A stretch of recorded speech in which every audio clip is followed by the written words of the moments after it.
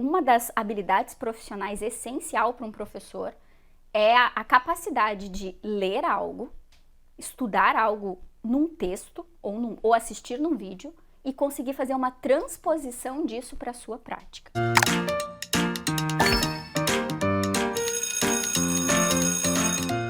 Estamos ao vivo com mais um podcast Café com Bolacha, versão aquecimento para o Senep. E este você já compartilha agora, meu bem. Já compartilha agora, porque esse podcast tem que chegar em todos os cantos desse Brasil, desse planeta, né, Laura? Planeta. Eu ia falar convidada, não, Agora eu não sou convidada. minha colega de banca aqui.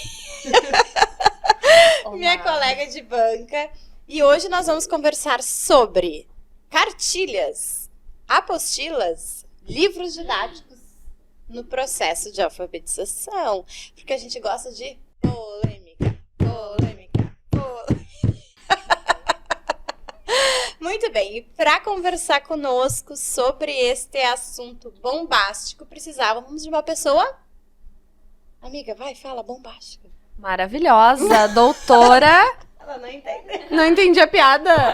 Eu disse assim, vou de novo, tá? E pra falar sobre esse assunto bombástico, precisávamos de uma pessoa... Bombástica. Aê! Eu peguei o café agora. Tá ótimo! E essa pessoa bombástica já foi minha colega lá da faculdade, né? Não vamos dizer o ano. Não. Hoje é professora universitária e foi tua professora. Minha professora maravilhosa. Renata, então, professora da Universidade Federal do Rio Grande do Sul, lá do grupo... Me ajuda a lembrar Aula. o nome do grupo? Grupo. Aula e do GEPED. departamento De ensino de ensino e currículo, trabalha com as disciplinas de linguagem e está aqui conosco. Participou muito tempo também, né, Renatinha? Te apresenta, então. Seja bem-vinda. Obrigada pelo convite. Muito tempo de uma pesquisa com a Iole, vendo também resumos de trabalhos, de livros, enfim, de alfabetização, né?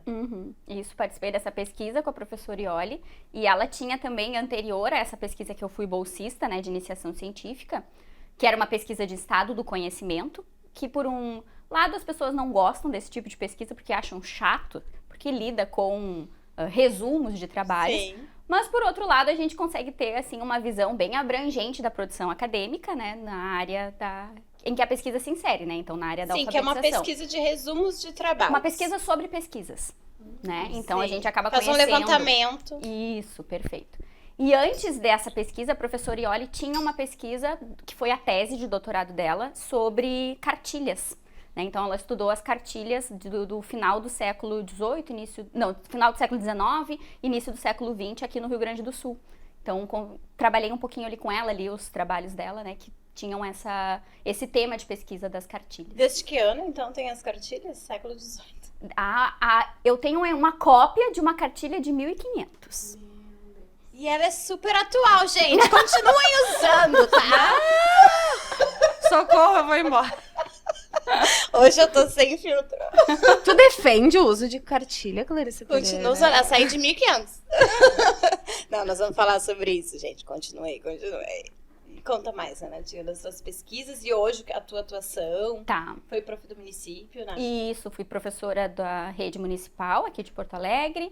Trabalhei com turmas de primeiro, segundo e terceiro ano do ensino fundamental, então é um ciclo de alfabetização. Fui professora substituta no colégio de aplicação também, aprendi muito lá como prof. E atualmente, então, sou professora da Faculdade de Educação, como a Cissa já falou. E eu tenho trabalhado nas disciplinas de linguagem, de avaliação, de prática pedagógica, né? Também, às vezes, com os estágios. E a minha pesquisa atual é sobre a avaliação da alfabetização, né? Então, estou trabalhando com uma pesquisa aí para ver como que as professoras têm feito o acompanhamento da aprendizagem dos seus alunos. É um próximo podcast. Nós estamos impossíveis. A prof vai mandar a gente parar. Ótimo. Já fica prometido, então. Não, eu brinquei, Renata, dessa questão, né, do 1500, continuo usando e tal, porque a gente vê muitas professoras ainda hoje nos pedindo referências de cartilha. muitas professoras ainda fazendo uso da cartilha, inclusive cartilhas que a gente se alfabetizou. Então, acho que a gente podia conversar assim, por que usar, por que não usar, né? Quais são os limitadores, quais não são os limitadores? O que essas cartilhas, elas imprimem ali algo, né? Sim. Elas têm também uma intencionalidade. Com Então, se certeza. tu pudesse falar um pouquinho sobre isso. Eu acho que uma coisa que a gente pode pensar, Cissa, para conversar sobre esse tema é assim, talvez estabelecer uma diferenciação entre cartilha e livro didático, né? Porque as cartilhas, elas são datadas, digamos assim, né? Elas têm aqui no Brasil teve no início do século XX, até a década de 70, 80, antes da Emília Ferreira e da Ana Teberoski, né? Então se tinha assim uma quantidade muito grande, né, do desenvolvimento de cartilhas para as professoras, né. A gente tem que lembrar que essas cartilhas, elas tinham uma certa concepção do que é aprender a ler, uma certa concepção do que é aprender a escrever, quem é o aluno, como é que o aluno aprende. Que é ensinar, do né? que é ensinar, exatamente. Então, a cartilha ela não é apenas o material, aliás, a cartilha ela é uma materialidade, mas ela visibiliza, né, uma série de práticas e concepções, né. Então, isso acho que é importante, talvez, a gente pensar assim nessa diferenciação entre cartilha e livro didático. Os livros didáticos que nós temos hoje, eles se parecem, talvez, em alguma medida com as cartilhas, mas eles têm outras concepções de estudante, outras concepções de ensino, de aprendizagem, né? Do que é ler, do que é escrever. Né? Então, já teve uma mudança bem grande na forma de organização desses livros, né? Eles não são mais como eles eram há 20 anos atrás, né? Os livros didáticos. Então, acho que esse é um ponto interessante da gente pensar. Tu tinha perguntado de por que usar, era isso? Porque quais os limitadores, quais não são os limitadores. Sempre que eu vou falar alguma coisa assim nas disciplinas, com as alunas sobre livro didático, eu me lembro da fala da professora Maria Luísa Xavier. Professora Malu. Ela já foi citada. Já foi citada. Podcast. É mesmo? Verdade. Que legal, a Malu é demais, né? Maravilhosa. E eu me lembro da Malu contando que uma vez ela tinha uma perspectiva muito crítica em relação às cartilhas e aos livros didáticos, né? Então não é para usar o ensino homogeneizante, nananã, né? Aí ela disse que uma vez foi fazer uma palestra num município no interior e foi visitar uma escola nesse município do interior. E ela disse que era muito no interior. E ela disse que toda a escola era cinza, era tudo marrom, e a única coisa colorida que tinha naquela escola era o livro didático. Ela disse, eu nunca mais critiquei o livro didático da mesma forma. Critiquei de outras, né? Mas, assim, pra gente perceber que tem nuances, tem situações, tem locais, enfim, né? Em que talvez esse material seja um único recurso em que a criança vai ter para si mesma, né? Porque os livros didáticos são de uso individual, né? Nos anos iniciais. Então, acho que é legal também a gente ver sobre vários ângulos a questão do livro, um material impresso, né? Sim. Um material de registro, né? Organizado. Que é nosso. Eu tinha na escola pública, quando eu fiz a primeira série, eu nunca esqueço, eu tinha cartilha e tu usava lápis e muitos eram emprestados na escola, então tu tinha que deixar pro próximo ano. Sim. Apagar depois. E aquilo pra mim era uma tristeza, ter que deixar, sabe, o livro. Tu sabe que tinha... Tem muitos estudos sobre isso, né? Mas a representação dessa cartilha, eu lembro que quando eu terminei a cartilha, fui a primeira da turma a terminar a tal da cartilha. A professora fez todo mundo levantar, que amor. aplaudir, aquela coisa. Porque eu tinha terminado a cartilha que a gente usava na época. Mas bem interessante essa perspectiva. Que lugar a gente está, né? Qual o nosso olhar diante aqui? E quantas coisas na nossa história passam a fazer sentido ou não, dependendo dos contextos, dos significados que a gente vai dando através do tempo. Exatamente. E a mesma coisa com as práticas pedagógicas e com os recursos que a gente usa, né? Então, talvez um pró a favor, digamos assim, né? Se a gente for pensar assim em dois lados da balança, para usar ou não esse tipo de material, né? Seja isso, assim, do aluno ter aquele material que é visualmente bonito, colorido, dele, né? Que ele vai poder ficar para ele, escrever naquele material, né? Então, talvez esse seja um lado que pesa a favor, né? Desses livros. Ainda que eu acho que tem outros bastante que vão pesar aí contra, né? Limitadores. Limitadores. Essa balança não está equilibrada. Não tá muito equilibrada, né?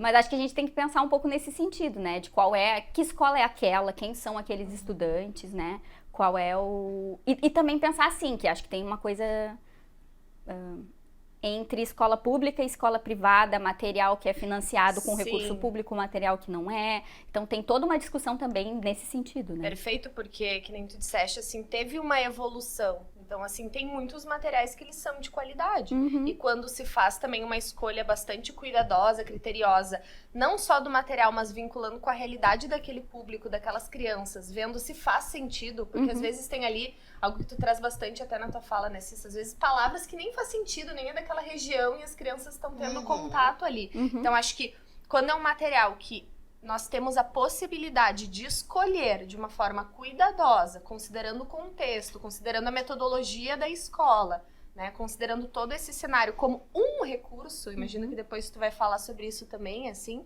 que venha para somar e não sendo a única prática, é uma diferença também pensar nesse material. Com certeza.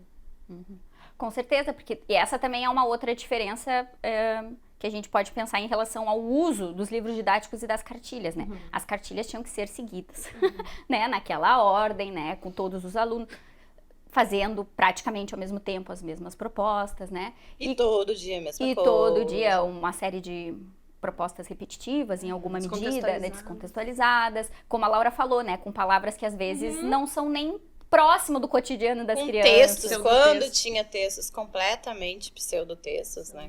Esse é um ponto bem relevante também dessa diferença entre cartilha e livro didático, né, porque os textos presentes nas antigas cartilhas eram textos feitos para ensinar a ler e a escrever, né, então eram textos muito artificiais que a gente não encontra no mundo, né? Exatamente. Hoje os textos dos livros didáticos são textos que a gente encontra no mundo. Tem bilhete, tem lista, tem né, conto, enfim, tem uma variedade de gêneros textuais naquele material. Ótimo. Né? E aí quando a gente fala de gêneros textuais, eu nunca esqueço da Marília, prof. URGS também, Marília Nunes, que eu nunca sei falar o nome dela do meio. Fala aí, que Forgiarini. amiga. Olha, não tem como. Forgiarini, consegui. Forgiarini.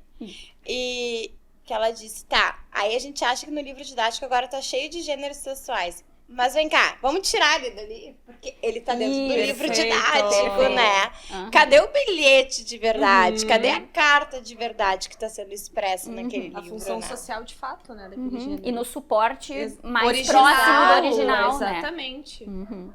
Não é uma foto, mas foi só um Não, parênteses. Com certeza, né? Então, tem os gêneros textuais encartilhados ou didatizados dentro daquele material, daquele livro, né? Então, mas ao fim e ao cabo, eu acho que sempre acaba caindo no uso que se faz do recurso. Porque o recurso por ele mesmo, né, vocês sabem, não é potente sozinho, nem ruim sozinho, né? Se a professora consegue fazer uma boa exploração, extrapolar o que o próprio livro traz, né? Pensar o que daquela lição, né? Daquela unidade de trabalho do livro didático é interessante de fazer no próprio livro para aproveitar um material que nas escolas públicas está lá, né? As escolas recebem, tem que escolher, né? Então, um dinheiro público utilizado para isso, né? Então, daqui a pouco tem uma série de propostas ali que são sim interessantes da professora fazer com as crianças naquele livro.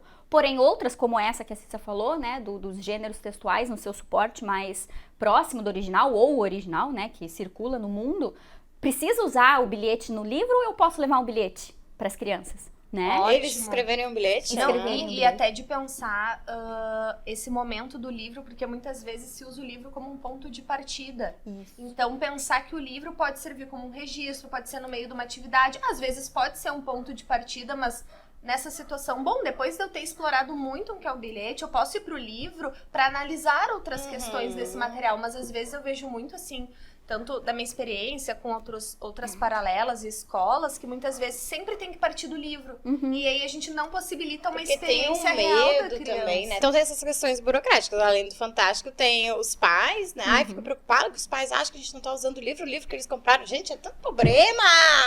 E a professora vai à loucura. Mas aí a gente tem uma concepção, acho que a Renata pode até falar, ela já tinha falado isso, né? Uma concepção de quem é esse professor, de quem é essa professora, do que se espera dessa professora. Sim. Quando a gente vê esses apostilados que a gente tem hoje também, que tem que seguir lá de cabo a rabo, se permite que o professor seja protagonista, não seja, né? O que Como é que fazer ele vai nessa desenvolver situação? esse protagonismo e entender que tem que ser um recurso, né? Acho que é possível que o professor exerça o seu protagonismo e a sua atuação efetivamente profissional, como alguém, né, formado, com saberes pedagógicos, né, para trabalhar naquela profissão, saberes didáticos, enfim, utilizando aquele material também, né? O problema é quando aquele material se torna o único utilizado naquela escola, naquela sala de aula com aqueles alunos, e quando há essa cobrança em relação ao professor de que precisa terminar o capítulo tal até tal dia, tem que todo mundo terminar o capítulo naquele dia, porque todas as turmas de terceiro ano da escola tem que no dia 27 começar o capítulo 4. Então isso me parece que é o problemático. Sim. Até porque um ensino organizado dessa forma desconsidera os diferentes tempos dos estudantes, os diferentes ritmos de aprendizagem, estudantes que podem precisar de um auxílio maior da professora, de propostas paralelas, né? Que o livro didático não vai dar conta, porque em geral ele está organizado para uma turma e não considera cada um dos estudantes. E a professora, uma boa professora, tem que conseguir manejar essas duas coisas, a turma como um todo e cada um dos alunos, né? Sim. Boa. Nossa, já valeu muito, Já né? valeu muito. E eu tô pensando aqui, e eu já fiz isso, tá, muitas vezes na minha prática. A gente não usa livro didático, ok, mas aí eu fazia folhas que eram recortes. Era tão lindo o ser professora, porque eu lembrava das minhas professoras, quando elas cortavam livros didáticos e faziam as folhinhas. E aí, quando eu comecei a ser professora e eu fazia isso, eu achava lindo. Reprodução. Reprodução da cola ali bonita, depois levar na matriz, aquela coisa Colecionar toda. livro didático, vários de primeiro ano, ir lá e reproduzir. Pegar um daqui, um daqui. Exatamente. E aí, a gente, enfim, a gente acaba trazendo muitas práticas que estão ali.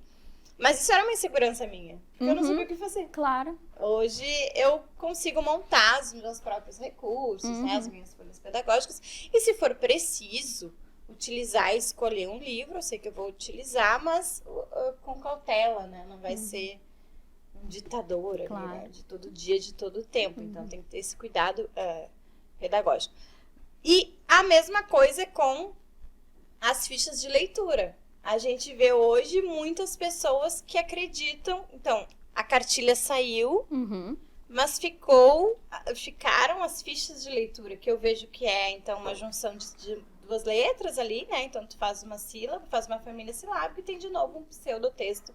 E a gente chama isso de ficha de leitura, que é perigoso. Já falamos isso em um podcast com a Clarissa Romero, não só sobre isso, mas as fichas de leitura dos livros. Falamos de literatura infantil. Mas, enfim, isso imprime muito do também não saber o que fazer, né?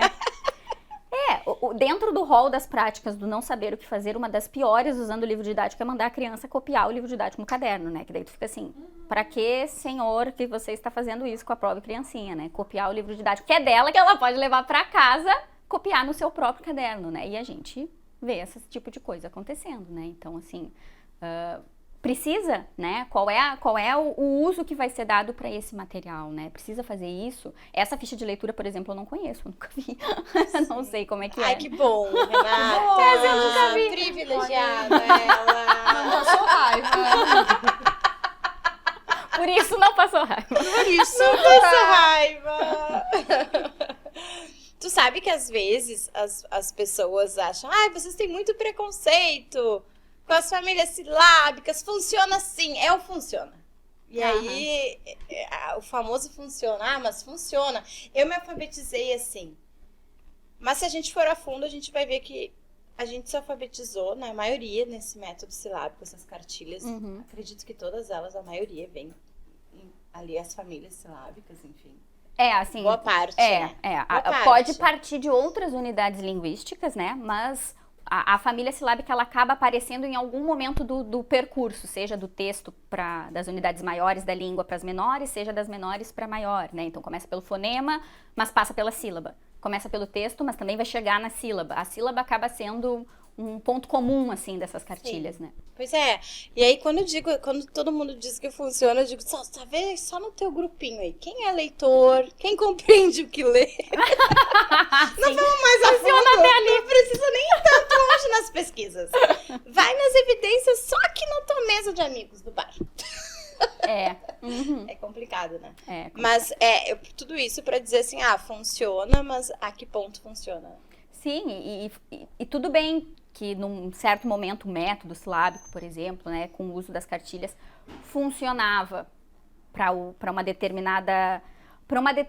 para uma sociedade em que tinham certos usos da leitura e da escrita no seu cotidiano. Hoje a gente tem uma variedade de textos, tanto para leitura quanto para escrita, muito maior, né? A gente tem acesso a materiais escritos de uma forma muito presente, quem mora em grandes cidades, né? Enfim, então houve uma mudança no que é ser leitor e o que é ser alfabetizado, né? Então, não basta apenas escrever o nome e conseguir ler meia dúzia de palavras, né? Hoje em dia a gente espera que os sujeitos possam compreender textos no seu cotidiano, com autonomia, sem dificuldade, e que talvez para esse conjunto de práticas de ler e escrever hoje, em 2022, aquela prática de alfabetização só pautada, por exemplo, nas famílias silábicas, não funcione porque não chega a desenvolver nas pessoas as habilidades necessárias para participar dessas práticas. Né? Então, sei lá, 100 anos atrás, quem é que tinha acesso a jornal? Em que locais que as pessoas produziam texto e liam? Hoje em dia, quase todo mundo tem um celular e na sua mão pode ter acesso a qualquer texto, né? Então, é outra leitura, é outra escrita, são outras práticas. Bom, então a escola também tem que promover outras práticas, porque a gente quer que os sujeitos se insiram na sociedade com plena autonomia, né? Sem depender e sem ser passados para trás, como também às vezes acontece. Então... Dentro disso é a importância da atualização do professor, justamente para ter esse olhar. Porque senão a gente acaba reproduzindo, porque deu certo, vai e nem se questiona mais, né? Não tem atualização, não lê, não discute, não vê pesquisa, não participa. Que é muito o que a gente tem na escola protagonista, justamente até com esse objetivo de ter o tempo inteiro uma atualização, né? Que é super importante. E a ciência tá aí para isso também, né? Para nos mostrar como esses alunos aprendem, a gente evolui com isso, a gente evolui com outras propostas didáticas, então é importante que não é um olhar punitivo da academia, né? Não é um olhar punitivo dos artigos, não é um olhar punitivo da Renata, Clarissa, Laura, que estão aqui conversando hoje. É um olhar de quem, toda essa evolução é um olhar para aquilo que está acontecendo, para aquela criança que está evoluindo, ou para aquele adulto, para aquele adolescente, para aquilo que está acontecendo na sociedade. Achei muito interessante quando tu trouxeste só o uso das famílias silábicas. Só o uso. Então, não quer dizer assim, gente, tirem totalmente. Não é, eu já fiz com os meus alunos, vocês já devem ter feito em algum momento o uso de comparação, de contraste. Aí a gente está fazendo outra situação. Uma estratégia. Contraste de fonemas ali das vogais e fazer um ba, bebi, babu e pensar em uma palavra que começa. O que é diferente de pegar um livro e tu ter que começar pelo B, tu ir pro C e assim por diante. E até porque algumas organizações desses livros, até os livros didáticos atualmente não, mas das cartilhas, né? Algumas delas, né, tinham uma seleção de palavras que não corresponde às hipóteses que as crianças têm, porque naquele momento histórico ainda não se sabia as hipóteses que as crianças fazem sobre a escrita. Então a gente via lá, né, babá, bebê, palavras com repetição, né, da sílaba, repetição das letras, então sem variedade de caracteres, que é uma hipótese que a criança tem quando está se alfabetizando. Para algo poder ser escrito e ser lido, precisa haver uma variedade de caracteres. Então, como não se sabia disso naquela época, as palavras elas eram repetidas porque o adulto julgava que assim era mais fácil para a criança aprender. Com várias pesquisas, aqui eu vou citar da Emília Ferreira e da Dante Berossi, mas tem outras pesquisas, né, sobre evolução da escrita na criança, compreensão da escrita pela criança. Os adultos foram vendo que as crianças pensam diferente deles em relação à escrita. Então, precisa haver variedade e quantidade de caracteres para algo ser lido quando a criança ainda está aprendendo. Então, eu posso ler babá, bebê, bibi? Não, aquilo ali não dá para ler. A mesma letra repetida 2 vezes, aquilo não é uma palavra. E isso está lá no material didático, né? Ou na cartilha, seja lá qual for, né?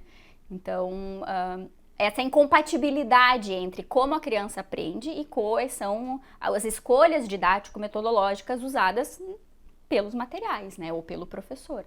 Então, acho que isso que a Clarissa traz, né, da gente conseguir compreender bem como a criança aprende, né, para poder fazer boas escolhas de ensino ajustadas ao momento em que a criança está do seu aprendizado. Para isso, eu posso usar um material, um exercício da cartilha, do livro didático, eu posso usar uma folha que eu produzir, que vai atender aquilo, eu vou fazer uma boa intervenção em cima do livro, em cima da folha, da escrita no quadro. Então, ao fim e ao cabo, me parece, a professora é quem vai dar vida ao recurso que está na sala de aula, com as suas boas... Maravilha. Com as suas boas perguntas, Todo e qualquer boas recurso. com qualquer Qualquer deles, recurso. inclusive o livro, né? Com isso, eu não estou querendo dizer que ache que tem que ter livro em todas as salas e que tem que ser usado daquele jeito que a gente falou antes, né? Até o dia tal eu tenho que cumprir a unidade 3, né? Acho que isso não, né? Porque daí o que parece que alguns gestores pensam a respeito das suas profissionais, né? Dos profissionais da educação, as suas professoras, que elas não têm capacidade de fazer escolhas didático-metodológicas. Então, a gente escolhe. Então, o grupo tal escolhe como é que tem que ser, qual é a progressão que tem que ser. Vamos falar das apostilas, então. Vem lá. Apostilado é bem isso. Chega uma empresa e ela diz o que tu tem que fazer. E não é só aqui no Brasil. Não, em muitos lugares. E pode dizer bem o que tem que fazer. Pode até fazer boas escolhas também naquele material. Mas tu tá desrespeitando o teu profissional. Porque ele tem que ter espaço. E a criança, óbvio. Adulto, jovem. Tem que ter espaço e autonomia para poder a professora pensar o que é melhor para o seu aluno. E ela vai poder pensar isso se ela for bem formada, se ela estudar, né? Se ela tiver um interesse também em buscar coisas que podem ajudar na sua formação, né? Para justamente poder fazer essas boas escolhas para os seus alunos, né? E não contar que essas escolhas sejam feitas por outras pessoas. Tu sabe que eu acredito que isso... Gosto de fazer algumas associações. Eu lembrei da gente conversando aqui na empresa, enquanto uma empresa que trabalha com educação, mas também com marketing digital. Uhum. O quanto tem ensinamentos que não cabem para o nosso nicho. Ah, mas aquela pessoa está fazendo muito sucesso. Não, mas para o nosso nicho não cabe. A gente tem que adaptar aqui, a gente tem que adaptar ali. Mas aí não vamos longe. A minha personal, o jeito que ela faz uma aula comigo, mesmo que ela faça os mesmos exercícios com uma outra pessoa, vai ser diferente. E eu acho que isso está muito claro em algumas áreas, e na educação a gente parece que não quer evoluir, né? Tudo tem uma intencionalidade, não só pedagógica, mas política, enfim, econômica por trás. E o quanto é complicado isso, porque eu vejo que alguns alunos não vão se adaptar com determinados apostilados, ou com determinados livros, e se a gente ficar só naquilo, a gente já tá careca de saber. A gente tem aqui a neurociência, mas a gente já sabia com Gardner, né, das inteligências múltiplas, né, como essas crianças aprendem de diferentes maneiras. E se a gente tiver que ficar preso nisso, com um resultado específico, a gente já sabe. Sim. E sim, um desrespeito ao protagonismo daquela que pode ter segurança. E tem aquelas que também estão inseguras, né, Renatinha? E aí eu vou te aproveitar como uma formadora de professores. A tentação de pegar um livro, de pegar uma cartilha. Estou pegando uma turma de alfabetização pela primeira vez. A tendência, que foi o que aconteceu quando se perpetuou as hipóteses de escrita ali, ficou todo mundo me perguntar, o que eu faço agora? Eu sei que ele é pré-silábico, que ele é a inovação total, sei como a criança pensa sobre escrita, variedade de caracteres, realismo nominal.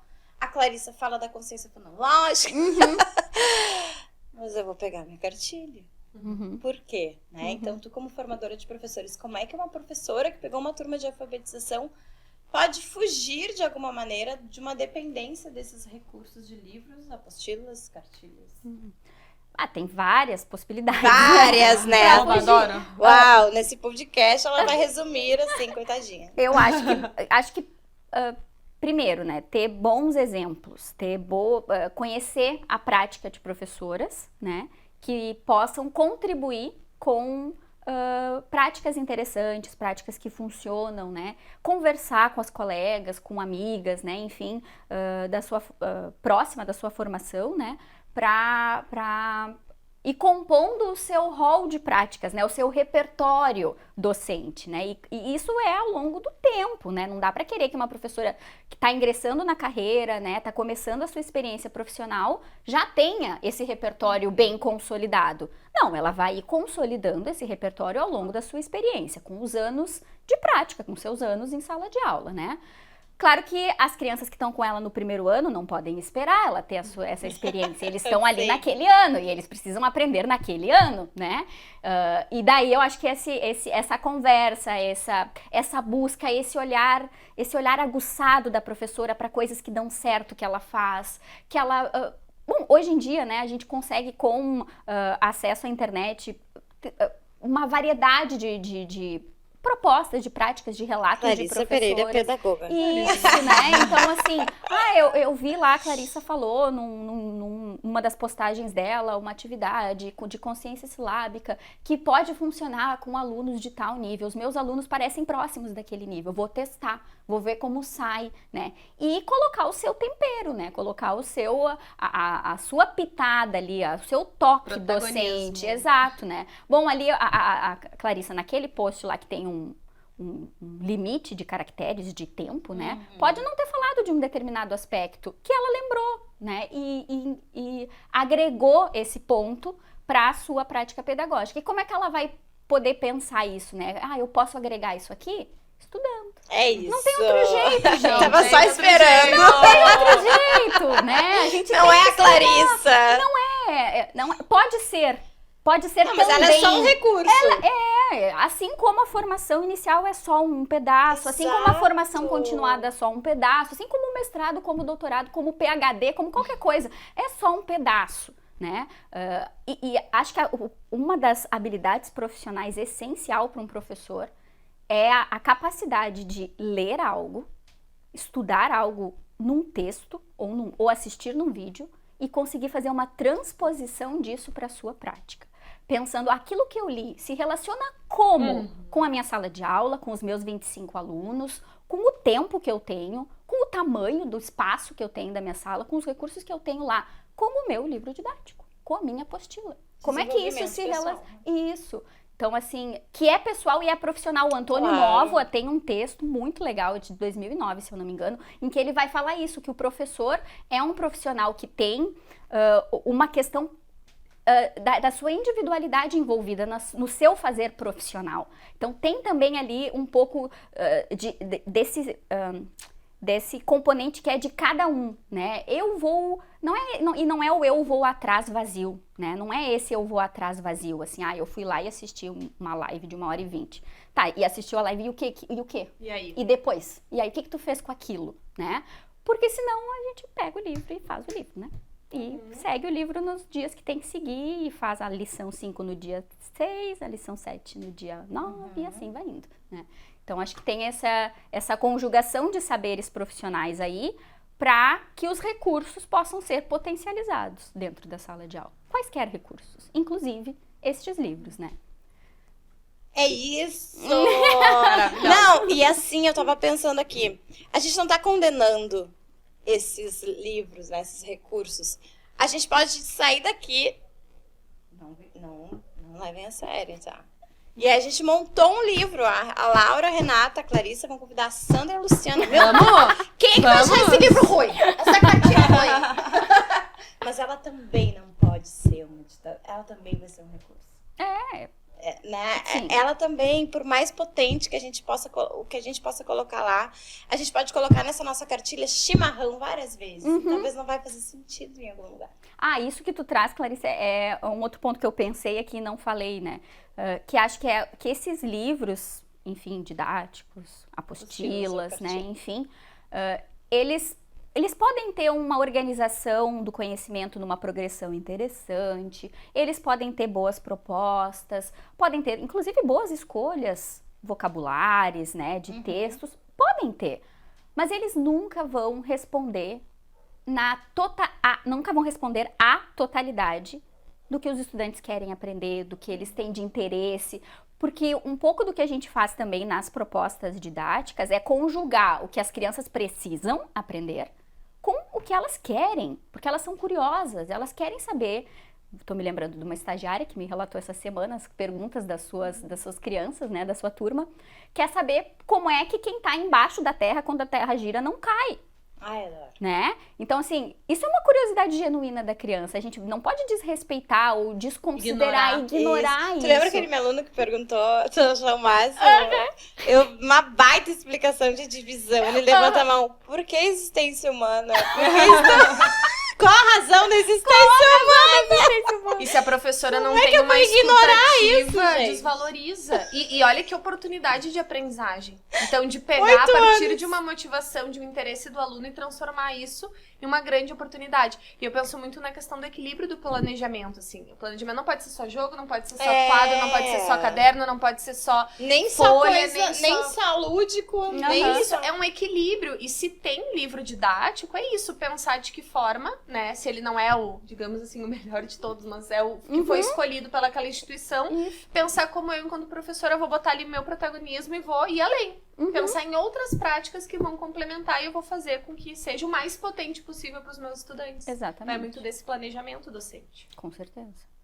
E dessa segurança, né? De saber o que fazer. E isso que a Laura traz, né? Nos leva a pensar o quê? Que ter o livro didático não dispensa a atividade de planejar. Né? Perfeito. Porque se eu não uso apenas o livro, eu vou contemplar outros recursos, outras fontes de informação, os interesses das crianças. Então, eu não me eximo de planejar porque eu uso o livro didático. Eu tenho ele como um material possível, né? E sigo dentro da perspectiva de que eu preciso planejar. Não é abrir ali, hoje parei na página 30, então hoje vamos na 31 e dar sequência. Amanhã vou abrindo e assim é o meu planejamento. Né? Exato. Tu sabe que eu lembrei daquele relato do Combalf, lá da Inglaterra, que a professora universitária, ela fez uma pesquisa maravilhosa. Ai, precisamos achar o nome, não vou lembrar o nome agora dela. E ela observava, de lá a gente pode falar, né? Era um programa do governo e as professoras tinham que cumprir aquele apostilado, todo dia tinha um tempo até cronometrado. E aí, ela chegava e as professoras, muitas professoras, relatavam para ela que, a gente faz 1 hora do livro. A gente faz e todo mundo achava que tava arrasando no programa. Que diziam que tava dando certo. Tava dando certo. A gente faz 1 hora que depois a gente conta algumas histórias. Daí era Carona na Vassoura, que não eram livros legais que estavam lá. Sim. Entende? E ela fazia perguntas específicas para as crianças do que eles gostavam de ler. E vinham nada do que tava na apostila. Sim. Então, resumindo, tem 2 coisas pra gente pensar. Números não nos dizem tudo, resultados não nos dizem tudo. É aquilo que Arthur sempre nos diz: professores não são cordeirinhos. Muito bom. Exatamente. Que você vai conseguir domesticá-los de qualquer forma. Exatamente. Arthur Moraes fala muito. Sim, porque daí as crianças poderiam ter bons resultados, né, nas avaliações que provavelmente faziam, né, para ver se esse programa estava dando certo. E bom, estava dando certo, mas será que era pelo programa? Exato. Ou será que era porque as professoras faziam outras coisas? Quando a gente vai a fundo ali, tem muita coisa por trás que acontece. Vamos ficar no será agora. Será? Só imaginação. Será? Vamos conseguir. Sobre isso. Renata, muito obrigada. Ficou algo no teu coração ainda pra falar aqui na nossa rádio? Vai voltar, porque já pensamos em vários temas, avaliação e tantos outros pela tua fala. Escreve já aí, volta Renatinha. Volta Renatinha. A Renatinha volta. Ela sempre volta. Desde o aceita. início, está com a gente. Prof. do CAP lá da primeira turma. Bom, esperamos você no Senep, né? Quem não fez a sua inscrição lá terá a oportunidade de ter mais segurança, aprender essas metodologias também, esses recursos. Teremos uma palestras só sobre recursos, para pensar em diferentes recursos para estratégia. Diferentes recursos, né? Não um só. Não, só. Lá no Senep. Então faça sua inscrição. E Renatinha, muito obrigada. De nada, um Obrigada. prazer. Tchau. Tchau!